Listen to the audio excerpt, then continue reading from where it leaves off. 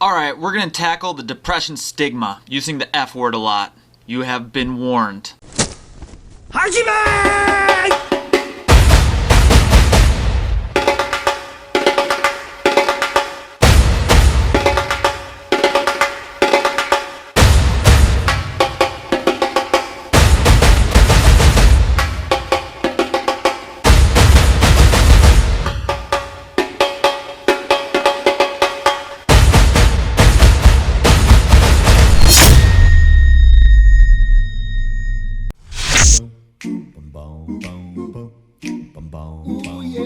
So have you ever asked the question, like, why is there depression stigma? And I think it's because of misunderstandings and because it's always taken out of context. I think the intention is the most important part. For example, if you say, God, that guy's acting like he's bipolar or something. you're kind of like putting that guy down, so you're kind of being a dick. Or you can say it like, I think the guy is bipolar. you know, like you're kind of worried about that person. Or that guy's bipolar. Which is like a fact. Maybe he has polar extremes of elation and then polar extremes of depression. You know, it's created by chemicals and genetic background.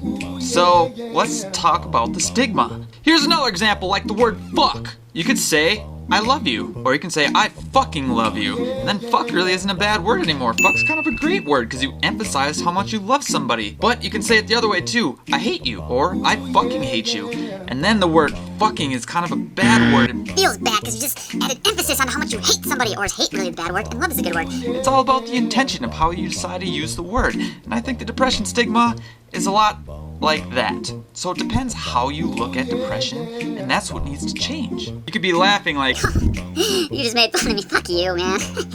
or you could be like, Fuck you, you just made fun of me. both are saying the exact same thing. Fuck you. So why is one worse than the other? Why are words so bad? And it's the intention. It's not the word itself. Words are neutral. Words are just tools. You could use a tool for a lot of different ways. So if you have a hammer, you could be like, I'm gonna use a hammer to build a house. Or I'm gonna use a hammer to murder this whole family. way different. Better blame the hammer, it's the hammer's fault, not the person using the hammer, because the hammer did the deed. It's like, what the fuck is going on with that? It doesn't make any sense. It's the intention of the use of the person using the gun. Is it the hammer's fault? No, Is it the gun's fault? no. Because their only intention is to be a gun or a hammer, and that's exactly what they were. So it seems kind of ridiculous to blame them. Fucking A. Shawn, you're saying fuck way more fucking times than you fucking need to say the fuck word. So fucking A, just fucking fuck you and fucking start to talk about depression stigmas. Fuck. Alright, fucking cool down, man. Jesus. Someone along the lines taught us that hammers are good, guns are bad. We learned that. We didn't come out of your mom's vagina going, Oh man, I really dislike guns. or Oh, I love hammers. This didn't happen like that. you learned it. Context and intention is everything. You could say, fuck rape. Or you could say, love rape. Like, fuck rape means you probably don't like rape, and loving rape means you like rape. So in that aspect, fuck is good and love is bad. See, context, intention is everything. All those consonant letters, shapes, and sounds are just consonants, letters, shapes, and sounds. They're neutral. If you have two polar extremes that are right in the middle, they could go either way. Something has to push it, and that's where the person comes into play, and they're the people who pushes it and gives it a meaning. So when we look at depression, somewhere along the line you've learned or created a preconceived idea of what it is in your head. It was either A book, your parents, friends, school, maybe your own feelings on it. Maybe you learned something. Maybe someone said something to you. Maybe you just felt something and came up to your own ideas based on religion or not being a part of religion. Anything. all sorts of things can create this preconceived idea of what it is, what depression is, what these words mean to you. So here's a crazy idea. What if you saw the world for what it really was without these preconceived ideas that have been developed over time? What would you see? Depression isn't good or bad, funny or sad. I'm rhyming.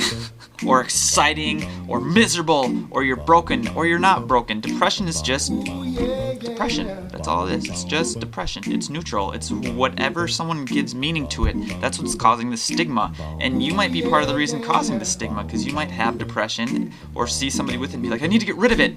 Well, you don't need to get rid of it. You just need to learn to dance with it, really, because it's just something who you are.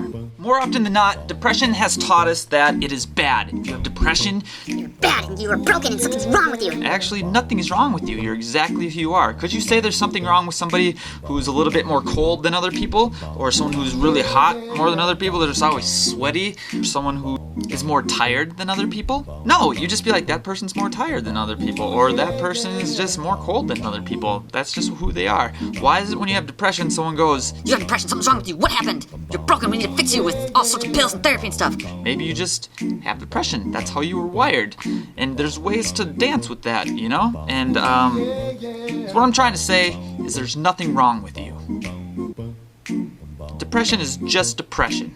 So to end this fucking thing, see, I can say fuck and it probably still sounds bad to you because you learn that fuck is bad. My point is, part of fighting the stigma of depression is just being aware that depression is just depression. And when people use depression as a way to hurt other people, their intention is to hurt, make fun of, or belittle people because of it, then that's on them. That's not really what depression is, and it's just a misunderstanding of that. So, fuck yeah, you're awesome. Depression. I promised my mom I wouldn't say this word, because she said, you can't say that word. And this whole talk is about how words are just words. So I'm not going to say it. But I'll let this guy say it instead. Aunt Pat is a bunch of cunts. Okay, bye. It's really molding and warping my brain into something it's never been. So this week I've been trying to figure out what is my face before my parents were born. It's been kind of fun because if you think about who you are before your parents are born, it kind of makes you figure out what is the essence of who you really are.